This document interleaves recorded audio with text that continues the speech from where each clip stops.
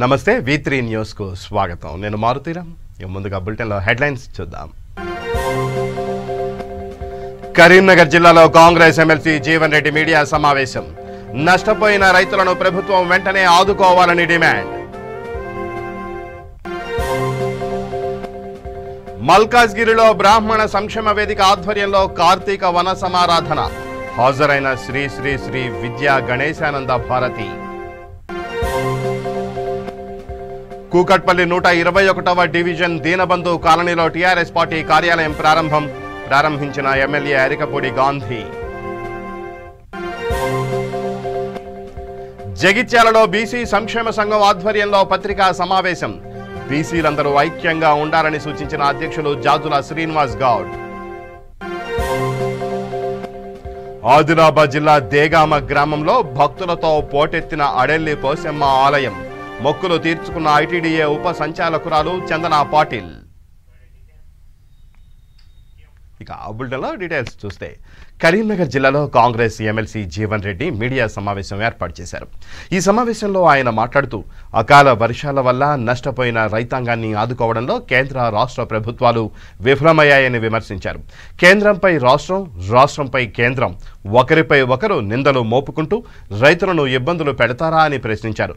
కేవలం రైతు బంధు మాత్రమే ఇచ్చి ప్రభుత్వం చేతులు దులుపుకోవడం ఎంతవరకు సమంజసమని నిలదీశారు. గ్రేటర్ ఎన్నికల్లో వరద సాయం కోసం టీఆర్ఎస్, బీజేపీ పార్టీలు పోటీ పడుతున్నాయని, వాటిని స్వాగతిస్తాం కానీ రైతుల నష్టపరిహారంలో పోటీ ఎందుకు లేదన్నారు. దేశంలో నియంత్రిత సాగు ఎక్కడా లేదని, ఒక్క తెలంగాణ రాష్ట్రంలో మాత్రమే ఉందని తెలిపారు. ప్రభుత్వం చెప్పిన విధంగా సన్నరకం వడ్లు పండించి మద్దతు ధర లేక రైతాంగం తీవ్రంగా నష్టపోయిందని, వారిని ఆదుకోవాల్సిన బాధ్యత ప్రభుత్వంపై ఉందన్నారు.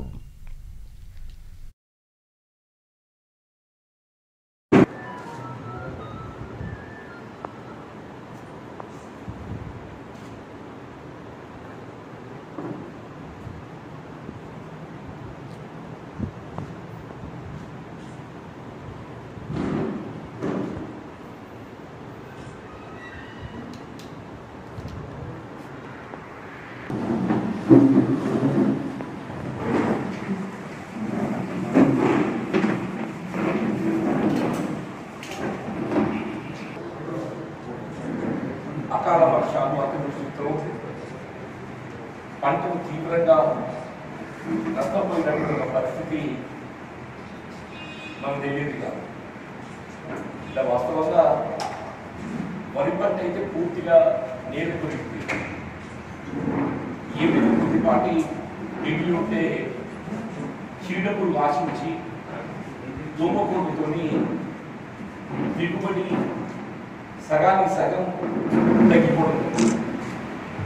అట్లాగే ప్రతి పంటకు సంబంధించి కాయ పూర్తిగా కులిపోయి మనం ప్రత్యేక వాస్తవంగా ఎకరా 10-15 క్వింటల్ వచ్చేటి మనం 3-4 క్వింటల్కే పరిమితమైనటువంటి పరిస్థితిని మనం గమనిస్తున్నాం. ఇటువంటి పరిస్థితులలో పంట నష్టపోయిన రైతాంగాన్ని ఆదుకోవడానికి రాష్ట్ర ప్రభుత్వం ఏ విధమైనటువంటి సహాయక చర్యలు చేపట్టాలి. ఇవాళ ఏమైపోయిందంటే కేంద్ర రాష్ట్ర ప్రభుత్వాలు, రెండు ప్రభుత్వాలు ఒకరిపై ఒకరు నెపం నెట్టుకుంటూ కేంద్ర ప్రభుత్వం స్పందించడం లేదని రాష్ట్ర ప్రభుత్వం నుండి మాకు నివేదికలు ఏదైతుందో పూర్తి స్థాయిలో సమర్పించడం జరగలేదని చెప్పిన కేంద్ర ప్రభుత్వం. ఏదైనా కానీ రైతాంగాన్ని ఆదుకోవడంలో మాత్రం కేంద్ర రాష్ట్ర ప్రభుత్వాలు పూర్తిగా విఫలమైనాయని చెప్పక తప్పదంట. ఒక విధంగా చెప్పాలంటే రైతుల జీవితాలతోని ఇవాళ కేంద్ర రాష్ట్ర ప్రభుత్వాలు చెలగాటలాడుతున్నామని చెప్పని చెప్పక తప్పదని చెప్పారు. అదే మహారాష్ట్ర ప్రభుత్వం అక్కడ కాంగ్రెస్, శివసేన సంకీర్ణ ప్రభుత్వం ఏదైతున్నదో కేంద్ర ప్రభుత్వానికి సంబంధం లేకుండా పంటలు నష్టపోయిన రైతాంగాన్ని ఆదుకోవడానికి రాష్ట్ర ప్రభుత్వం ఏదైతుందో వాళ్ళ ముందస్తుగా తమ వంతు బాధ్యతగా ప్రతి ఎకరాకు 10,000 రూపాయలు ఇవాళ నష్టపరిహారం అందింపజేస్తున్నాయి. కానీ ఇక్కడ కనీసం ఏదైతుందో ఎన్యూమరేషన్ కూడా లేదు, కనీసం ఎన్యూమరేషన్ కూడా లేదు. రేపు ఒకవేళ కేంద్ర ప్రభుత్వం ఏమైనా సహాయం అందింపచేయాలని చెప్పని భావించి నిర్ణయం తీసుకున్నా కానీ మన రాష్ట్రం ఏదైతుందో పంట నష్టానికి సంబంధించి ఏ విధమైనటువంటి ఒక అంచనాలు ఎన్యూమరేషన్ ఇవాళ సర్వే నెంబర్ వారీగా ఏ రైతు ఎంత నష్టపోయిందో కూడా ఏ విధమైనటువంటి ఒక వివరాలు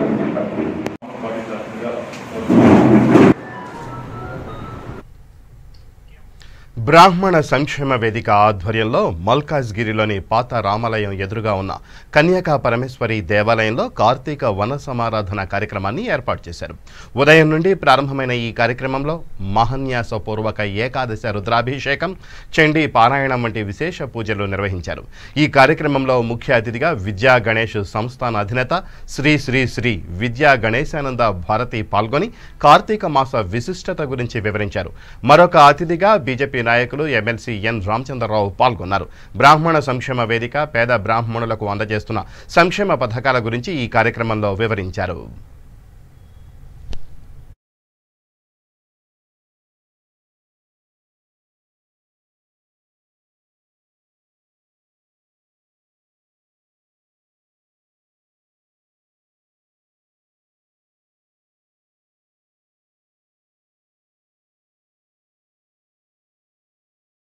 అని చెప్పి 108 లిస్టు మనం చెప్పేసిన తర్వాత అక్కడికి ఏం చేస్తున్నారు తెలుసా, మీకు ఎవరికి తెలియదు.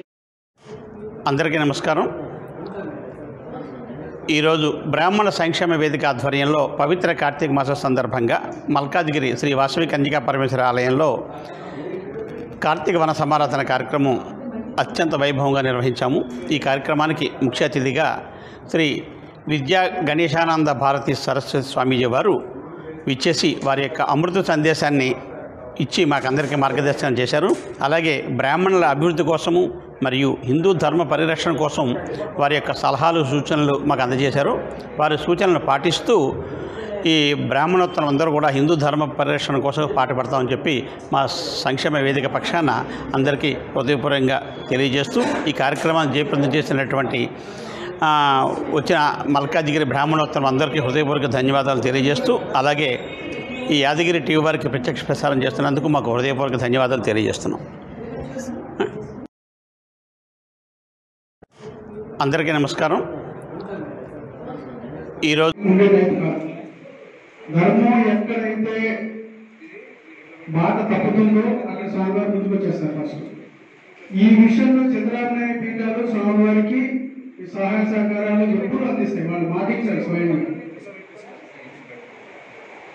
శృంగేరి పీఠాధిపతులు గారు కానీ, ద్వారకా పీఠాధిపతి వారు కానీ, పూరి పీఠాధిపతి వారు కానీ వాళ్ళందరూ మీరు ముందుకు నడిపిండి అని ఎన్నో సందర్భాల్లో చెప్పారు. ప్లస్ ఇది కొంచెం డైనమిక్ కూడా. అందరూ ఎట్లాంటి కన్వెన్షన్గా పరిగెట్టుకుని పక్కన కూర్చున్నాం అనే టైం కాదు. ఎవరికైనా ఇబ్బంది వచ్చినాక ముందు వచ్చేస్తారు.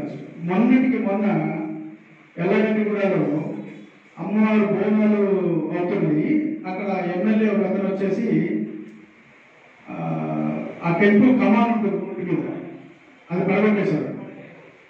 అమ్మవారు బోనాల ముందు అమ్మవారి కమాన్ పడగొట్టే స్వామివారి దగ్గర ఉండి ఎవరు వస్తారు రాండి దగ్గర ఉండి కట్టించారు కదా. హిందూ ధర్మం మీద మచ్చ పెడితే ఆయన ఉంటారు. వెరీ వెరీ డైనమిక్ స్వామి. ఇలాంటి కార్యక్రమాలకు పిల్లలు పెద్దలు అందరూ వస్తేనే మనం అందరం చేయగలుగుతాము. మేము పొద్దున ఎంతో అనుకున్నాము, ఇప్పుడు ఎవరూ రాలేదు. పెద్దవాళ్ళు రాలేదు, పిల్లలు రాలేదు, ఎవరూ రాలేదు. మాకు కూడా నిరుత్సాహంగా ఉంది. ఇలా కాకుండా మీరు అందరూ కలుపుకొని ఇంట్లో అందరం మనం వెళ్ళాలి, మనం ఈ కార్యక్రమం చూడాలి, పెద్దవాళ్ళు చెప్పిన మాటలు వినాలి అని అనుకున్నట్టు అయితే ఈ కార్యక్రమాలు మనం ఎన్నో చేయగలుగుతాము. దీనికి మీరు అందరూ సహకరిస్తారని చెప్పని ఊహిస్తున్నాను. మన మిగతా సంఘ సభ్యులు కూడా ఉండాలి, అందరూ కలిసి రావాలి. ఇది ఎంతో ఉత్సాహంగా చేసుకునేటువంటి పండగ లాంటిది కార్యక్రమం. అంచేత మేము ఊహించినందుకే ఎవరు రాకపోవడం కొంత బాధ కలిగిస్తున్నా వచ్చిన వాళ్ళందరికీ కూడా కృతజ్ఞతలు తెలియజేస్తున్నామని నాకు చెప్తున్నారు. అంచేత సరిపోయిన గురించి మాట్లాడిన మాటల్ని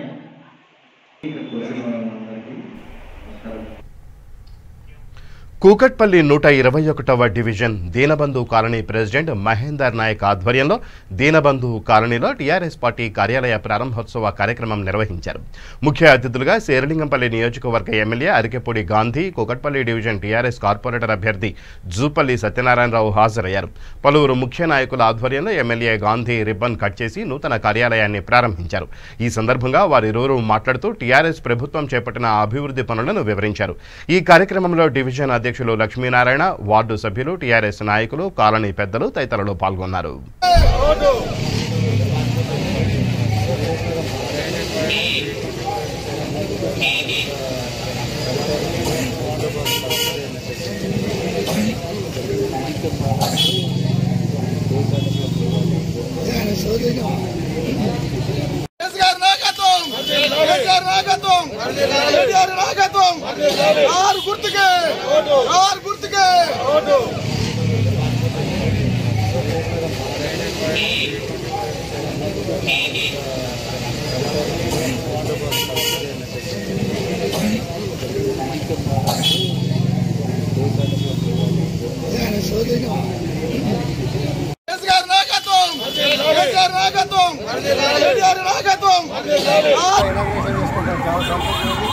ఈ ప్రజల ఉత్సాహం చూస్తుంటే జూపల్లి సత్యనారాయణ గారు అభ్యర్థిగా వన్ సైడ్ ఓటింగ్ భారీ మెజార్టీతో గెలవబోతా ఉన్నారన్న విషయాన్ని క్లియర్గా కనపడతా ఉంది. మీ అందరికీ కూడా తెలుసు, గత 5 సంవత్సరాలు కూడా నీతిగా నిజాయితీగా ప్రజలకు అందుబాటులో ఉండి అభివృద్ధి కార్యక్రమాలు చేశారు. ఇంకొక 2-3 నెలలు కనుక ఈ డివిజన్లో పనిచేసి ఉంటే వచ్చే 5 సంవత్సరాలు ఏం చేయాల్సిన అవసరం లేకుండా పరిస్థితి తీసుకొచ్చినటువంటి సందర్భం. ఇలాంటి రోడ్లు ఎన్నో వేసాం. మనం నిలబడిన రోడ్డు దగ్గర నుంచి ఇలాంటి రోడ్లు ఎన్నో వేసాం. శాంక్షన్ అయిన పనులతో, ఇనాగ్రేషన్ చేసిన పనులతో ఇంకా చేయాల్సింది ఏమన్నా. ఎప్పటికప్పుడు పెరుగుతున్నటువంటి పరిస్థితులు, పెరగాల్సిన పరిస్థితులు, స్థానిక అవసరాలను బట్టి అభివృద్ధి చేసుకుంటూ పోతాం. నీతి నిజాయితీగా పనిచేసాం. ఏ పార్టీకి ఓటు అడిగే నైతిక హక్కు లేదు. 6 సంవత్సరాల సమయంలో తెలంగాణ ప్రభుత్వం వచ్చినాక అభివృద్ధి ఏంటనేది చేయించాం. మంచినీటి పైప్ లైన్ కావచ్చు, డ్రైనేజ్ కావచ్చు, అలాగే రోడ్లు కావచ్చు, ఎలక్ట్రిసిటీ కావచ్చు, 24 గంటల కరెంట్ ఇచ్చి, కళ్యాణ లక్ష్మి, షాదీ ముబారక్ లాంటి పొరపాటు జరిగినప్పటికీ కూడా సరిదిద్దుకొని ఆన్లైన్లో కూడా పేమెంట్ చేసి పేదలను ఆదుకునే కార్యక్రమం చేస్తే కాంగ్రెస్ బీజేపీ ప్రభుత్వాలు కోర్టుకు వెళ్ళి ఎలక్షన్ కమిషన్కి కంప్లైంట్ చేసి పేదల సహాయ నిధిని ఆపిన కార్యక్రమం చేసే సందర్భం ప్రజలంతా కూడా గమనిస్తూ ఉన్నారు. మేమిచ్చే సహాయాన్ని ఆపుతూ ఊటకపు మాటలతో 10,000 రూపాయలు చరిత్రించిన 10,000 రూపాయలు డబ్బులు ఇచ్చినటువంటి చరిత్ర ఒక టీఆర్ఎస్ ప్రభుత్వాన్ని కేసీఆర్ గారు అన్న విషయం దేశవ్యాప్తంగా తెలుసు. ఎక్కడున్నా వాళ్ళు బీజేపీ పాలిస్తున్నటువంటి రాష్ట్రాల్లో 10 రోజులు, 15 రోజులు, నెల రోజులు నీళ్లలో ఉన్నటువంటి పరిస్థితుల్లో ఎక్కడన్నా 5,000 రూపాయలు సహాయం చేసిన దిక్కున్నదా అనే విషయాన్ని కూడా మనం గమనించాల్సిన అవసరం ఉంది. ఇక్కడికి వచ్చి ఆలు లేదు, సోలు లేదు, సోమలింగం అన్నట్టు మేము జిహెచ్ఎంసీపై జెండా ఎగరేస్తే 25,000 రూపాయలు ఇస్తాం. ఎక్కడికి తెచ్చిస్తారు? కేంద్ర ప్రభుత్వం చిన్న పైసా రాష్ట్ర ప్రభుత్వానికి పైసా ఇచ్చిందా? వరదల సహాయార్థం కావచ్చు. తెలంగాణ రాష్ట్ర బీసీ సంక్షేమ సంఘం అధ్యక్షులు జాజుల శ్రీనివాస్ గౌడ్ జగిత్యాల జిల్లాకు వచ్చిన సందర్భంలో జగిత్యాల జిల్లా బీసీ సంక్షేమ సంఘం అధ్యక్షులు గాజుల నాగరాజు ఆధ్వర్యంలో పత్రికా సమావేశం ఏర్పాటు చేశారు. ఈ సమావేశంలో జాజుల శ్రీనివాస్ గౌడ్ మాట్లాడుతూ బడుగు బలహీన వర్గాలు ఐక్యతా భావంతో ఉండి ఉనికి చాటుకునే విధంగా పోరాటం చేయవలసిన సమయం ఆసన్నమైందన్నారు. ఎస్సీ, ఎస్టీ, బీసీ, మైనారిటీ ఇదంతా ఒక వర్గమని, మనమంతా ఒకే తల్లి బిడ్డలం, మనలో మనం అవగాహన లోపంతో కులాల పేరుతో ఘర్షణ పడడం సరికాదని హితవు పలికారు. ఈ కార్యక్రమంలో బీసీ యువజన సంఘం రాష్ట్ర అధ్యక్షులు కులకచర్ల శ్రీనివాస్, బీసీ సంఘం రాష్ట్ర ఉపాధ్యక్షులు పోతంశెట్టి సతీష్ రాజు, సీనియర్ నాయకులు తదితరులు పాల్గొన్నారు. తమ హక్కుల కోసం, తమ జరుగుతున్నటువంటి అన్యాయాల కోసం ఒక్కటై కొట్టాడాల్సినటువంటి వాళ్ళు అనేక కుట్రలతోటి, కుతంత్రాలతోటి, రాజకీయ పార్టీల కక్షలతోటి, అదేవిధంగా రాజకీయ పార్టీలలో ఉండి ఆ రాజకీయ పార్టీల జెండాలు మోసుకుంటా, జిందాబాద్ కొట్టుకుంటా ఆ రాజకీయ పార్టీల ఎజెండాలు మోసుకుంటా ఇలా బీసీలు వేరు, ఎస్సీలు వేరు, ఎస్టీలు వేరు, మైనార్టీలు వేరు అనే ఒక దృష్టితోటి చిన్న చిన్న కలహాలతోటి, రాజకీయ కొట్లాటలతోటి, అదేవిధంగా రాజకీయ కక్షలతోటి కేసులు పెట్టుకొని, పోలీస్ స్టేషన్ల కేసులు పెట్టుకొని, జైళ్ళలో పోయి ఈ ప్రశాంతంగా అందరూ కలిసి ఉండాల్సినటువంటి వీళ్ళు ఇలా రాజకీయ కొట్లాటలతోటి అగ్రకుల రాజకీయ నాయకులు పన్నినటువంటి కుట్రలో బలైపోతున్నారు. బీసీ, ఎస్సీ, ఎస్టీలు అగ్రకుల రాజకీయ పార్టీల నాయకులు పన్నినటువంటి పన్నాగంలో పావులైపోతున్నారు. కాబట్టి తెలంగాణ రాష్ట్రం ఉన్నటువంటి బీసీ, ఎస్సీ, ఎస్టీ, మైనార్టీ సోదరులందరికీ నేను విజ్ఞప్తి చేస్తున్నా, మన వృత్తులు వేరు కానీ మన నెత్తురు ఒకటే. బీసీ, ఎస్సీ, ఎస్టీ, మైనార్టీలమంతా ఒకటే, ఒకే తల్లి బిడ్డలం, ఒకే జాతి బిడ్డలం. ఇది అర్థం చేసుకోవాల్సినటువంటి అవసరం ఉన్నది. ఎందుకంటే ఇలా చెప్పు కొట్టేది మనమే, డప్పు కొట్టేది మనమే, కుండ చేసేది మనమే, బండ కొట్టేది మనమే, ఇల్లు కట్టేది మనమే, నిప్పు పెట్టేది మనమే, అదేవిధంగా తాళ్ళు ఎక్కేది మనమే, కళ్ళు గీసేది మనమే, గొర్రెలు కాసేది మనమే, మాంసం పెట్టేది మనమే. ఇలా ఎక్కడైనా నీరు నుంచి నిప్పు వరకు, గూడు నుంచి గుడిసె వరకు ఏదైనా కావచ్చు, ఏ వృత్తి అయినా కావచ్చు, ఏ ఉత్పత్తి అయినా కావచ్చు, ఈ సమాజానికి. ఆదిలాబాద్ జిల్లా బజార్ హత్నూరు మండలంలోని దేగామ గ్రామంలో కొలువైన అడెల్లి పోసమ్మ ఆలయంలో భక్తుల సందడి మొదలైంది. ఆలయంలో దేవి అమ్మవారికి ప్రత్యేక పూజలు నిర్వహిస్తూ భక్తులు మొక్కులు మొక్కుతూ ఆలయ పరిసర ప్రాంగణంలో పండుగలు నిర్వహిస్తున్నారు.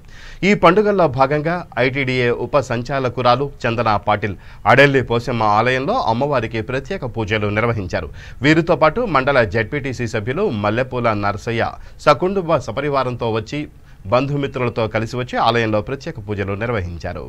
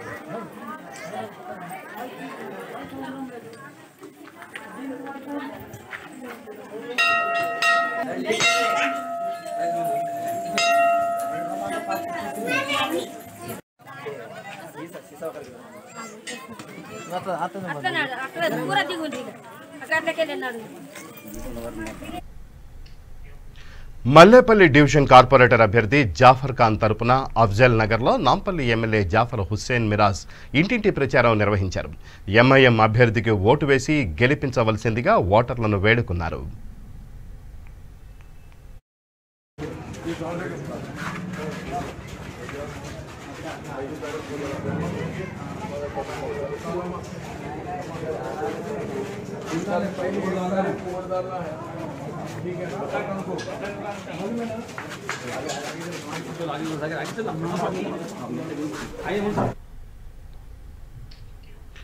యాదాద్రి భువనగిరి జిల్లా వలిగొండ మండలంలో వారసత్వంగా తనకు ఆస్తిలో రావాల్సిన వాటాను పంచి ఇవ్వాలని కోరుతూ ఓ తల్లి తన ఇద్దరు కూతుళ్లతో నిరసన దీక్ష చేపట్టింది. అంతర్జాతీయ మానవ హక్కుల కమిటీ మద్దతుతో భవానీ రైస్ మిల్లుకు తాళం వేసి నిరసన దీక్ష నిర్వహించింది. ఈ ఘటన వలిగొండ మండల కేంద్రంలో చోటు చేసుకుంది. మండల కేంద్రానికి చెందిన గజ్జల వెంకటేశంతో 25 సంవత్సరాల క్రితం పావనికి వివాహం జరిగింది. వీరికి లక్ష్మీప్రియ, భాగ్యలక్ష్మి అనే ఇద్దరు కుమార్తెలున్నారు. 2006వ సంవత్సరంలో భర్త వెంకటేశం అనారోగ్యంతో మరణించాడు. అప్పటి నుండి యాదగిరిగుట్ట మండలంలోని వంగపల్లి గ్రామంలో గల తల్లిగారి ఇంటి వద్ద ఉంటోంది. ఇద్దరు కుమార్తెలకు పెళ్లి వయసు రావడంతో తన భర్తకు వారసత్వంగా రావాల్సిన ఆస్తి వాటాను పంచి ఇవ్వమని మామ గజ్జల కృష్ణమూర్తిని ఎన్నిసార్లు అడిగినా వాయిదాలతో కాలం గడుపుతున్నాడని, పెద్దల సమక్షంలో ఎన్నిసార్లు మాట్లాడినా ఆస్తి పంపకాలను వాయిదా వేస్తూ తనను తన కుమార్తెలను శారీరకంగా మానసికంగా వేధిస్తూ బెదిరింపులకు పాల్పడుతున్నారని ఆవేదన వ్యక్తం చేశారు.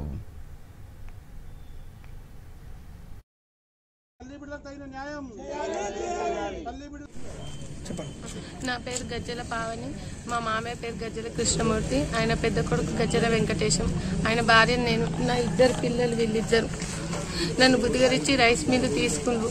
నా పెళ్లికి పెట్టిన కట్నం బంగారం కూడా వీళ్ళే తీసుకున్నారు. ఇంట్లోకి వెళ్ళి కట్టుబట్టల మీదకి వెళ్ళి వెళ్ళగొట్టిండ్రు. చిన్న పిల్లని తీసుకుపోయి మా అమ్మగారు మమ్మల్ని సాధిండ్రు.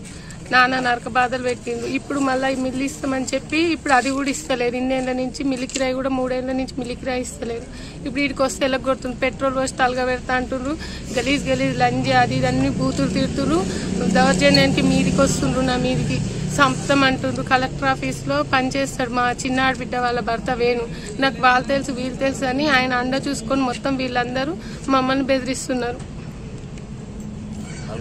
నల్గొండ ఆఫీస్ కలెక్టర్లో పనిచేస్తాడు. ఆయన పేరు వేణు. మా 3 ఆడబిడ్డలు మా యారాలందరూ కలిసి బెదిరిస్తుంది. దౌర్జన్యానికి వస్తున్నారు. ఏమి ఇయ్యము, ఇంట్లోకి వెళ్ళి వెళ్ళగొడతామంటే ఇంట్లోకి వస్తే ఇంట్లోకి వెళ్ళి వెళ్ళగొట్టిండ్రు. ఇప్పుడు ఈడికి వస్తే ఈడికి వెళ్ళి వెళ్ళగొడుతుండ్రు. మీద పడుతుండ్రు. మొత్తం మా అన్నను కూడా కొట్టి సంపుతామని బెదిరిస్తుండ్రు. మాకు ఇప్పుడు న్యాయం కావాలన్నా, నా భర్త పేరు మీద ఉన్న ఆస్తి నాది నాకు కావాలి, నా పిల్లలకు కావాలి. నా ఆరోగ్యం కూడా మంచి లేదు. మా ఆయన చచ్చిపోయి ఆగం చేసిండు. నేను బతుకున్నప్పుడు నా పిల్లలకి ఏదైనా ఒకటి ఆధారం చేయాలని నా బాధ. 2 పిల్లలు పెళ్లికి వచ్చిర్రు సార్. నాకు ఎలాంటి ఎవరు సహకారం చేసిన ఎవరు లేరు. వీళ్ళందరూ నన్ను అన్యాయం చేసి చనిపోయిన తర్వాత నుంచి మేము ఆస్తి అడుగుతుంటే ఇస్తామని చెప్పారు. 3 ఏళ్ళ కిరాయి ఇచ్చేవాళ్ళు. కిరాయి ఇచ్చినాక ఇప్పుడు 3 ఏళ్ల నుంచి కిరాయి ఇస్తలేరు. ఆస్తి ఇవ్వమంటే ఆస్తి కూడా ఇస్తలేరు. ఇప్పుడేమో మా బాబాయ్ కబ్జాలో ఉండు. ఆయన ఇప్పుడు నడుపుకుంటూ ఇది మాదే, మేము ఇయ్యము, ఏమైనా ఎవరికి చెప్పుకుంటారో చెప్పుకోండి అని అంటుండు. మాకు ఏమంటే అన్యాయం చేస్తుండు. ఇస్తలేడు. 16 సంవత్సరాల నుంచి అడుగుతున్నాం. ఇస్తాం అంటారు కానీ ఇప్పుడు తీరా టైంకి వచ్చేసరికి మాకు ఇవ్వండి, మేము మా 2 పెళ్ళిళ్ళు చేస్తా అని మా అమ్మ, ఆరోగ్యం బాగాలేదని మా అమ్మ అంటే ఏం చేసుకుంటారో చేసుకోండి, ఎవరు చెప్పుకుంటారో చెప్పుకోండి అని అంటారు. మాకు అన్యాయం జరుగుతుందంటే ఈ అంకుల్ వాళ్ళు వచ్చిర్రు, మా ఊరు పెద్దలు వచ్చిర్రు, IHRC వాళ్ళు వచ్చిర్రు. మా నాన్న 2006లో చనిపోయిండు. అప్పటి నుంచి మేము అడుగుతున్నా కూడా ఇయ్యమంటే ఇస్తలేరు. మీకేం కావాలనుకుంటున్నాము ఇప్పుడు? మాకేం లేదు. మా నాన్న ఆస్తి మాకు కావాలి, మా పాలు మాకు కావాలి అంతే. మా 3 ఏళ్ల నుంచి మాకు కిరాయి ఇస్తారు. అది కూడా ఇవ్వడం బంద్ చేసిర్రు. మాకు ఎట్లా కష్టం కాదా? మేము ఎట్లా బతకాలి? 5,000 ఇచ్చేవాళ్ళు. ఇప్పుడు 5,000 కూడా ఇస్తలేరు. నెలకు 5,000 ఇచ్చేటోళ్ళు. 3 ఏళ్ల నుంచి ఇస్తలేరు. ఇన్ని రోజుల నుంచి ఇస్తాము అని చెప్పారు. ఇన్ని రోజుల నుంచి పెద్ద మనుషుల చుట్టూ అటు ఇటు తిరిగినాము. ఇస్తాము అన్నది వీళ్ళు అడిగితే ఇప్పుడు ఇస్తలేరు. ఇప్పుడు ఇంకేమన్నా అంటే మా మీదకే వస్తుర్రు, దౌర్జన్యం చేస్తుర్రు. మా అమ్మని నూకిర్రు. ఇప్పుడు అడిగినందుకు అందరి ముందే నూకిర్రు. చంపుతాను మా పిన్ని అన్నది. ఇవాళ డేట్లు పెడతారు. డేట్లు ఇవాళ అడిగినాం అనుకోండి, నెక్స్ట్ మంత్ 29, 30 అని అట్లా కొనాకి డేట్ పెడతారు. ఆ రోజు మా తాతకు కోపం వస్తుంది. ఏదైనా తప్పు ఇక్కడ న్యూస్ లో వస్తే మా తాతకు కోపం వచ్చిందని రాడు.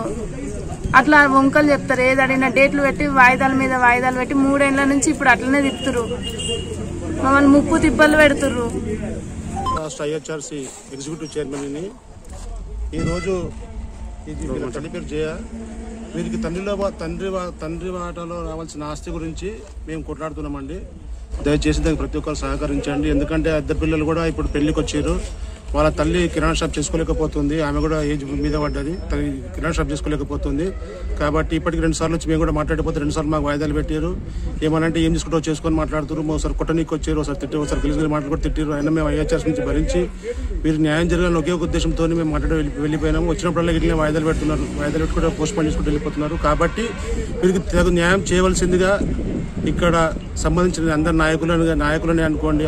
రాష్ట్ర IHRC ఎగ్జిక్యూటివ్ ప్రెసిడెంట్. నేను ఇక్కడ ఒక తల్లి కూతుళ్లకు జరిగిన అన్యాయం గురించి మాట్లాడడానికి ఐహెచ్ఆర్సీ తరఫున మేము న్యాయమైన పోరాటానికి వచ్చినాము. ఇక్కడి పెద్ద మనుషులు కానీ పోలీసు వ్యవస్థ కానీ ఇక్కడ వాళ్లకు ఏంటంటే కలెక్టర్ ఆఫీసులో మాకు సంబంధించిన రిలేషన్ ఒక అతను ఉన్నాడు, అతను మాకేదైనా ఉంటే చూసుకుంటాడన్న భరోసా మీద వీళ్లను హరాస్మెంట్ చేయడం జరుగుతుంది. మేము వారికి సంఘీభావంగా ఇక్కడ వచ్చి కూర్చొని సామరస్య పరిష్కారం చేసేంత వరకు కదలమని. భద్రాద్రి కొత్తగూడెం జిల్లా బోర్గంపాడు మండలం సారపాకలో ఉన్న హృదయం వృద్ధాశ్రమాన్ని సబ్ జైల్ సూపరింటెండెంట్ ఆనందరావు సందర్శించారు. హృదయం వృద్ధాశ్రమ స్థాపకులు శ్రీనివాసరెడ్డిని అభినందించి వృద్ధులకు 3 రోజులకు సరిపడా భోజన వసతులు కల్పించారు. అనంతరం ఆనందరావు మాట్లాడుతూ అసలు వృద్ధాశ్రమాలనేవి ఉండకుండా అందరూ వృద్ధులను వారి వారి ఇళ్లలోనే ప్రేమతో గడిపితే వారు ఎంతో ఆనందంగా ఉంటారని తెలిపారు.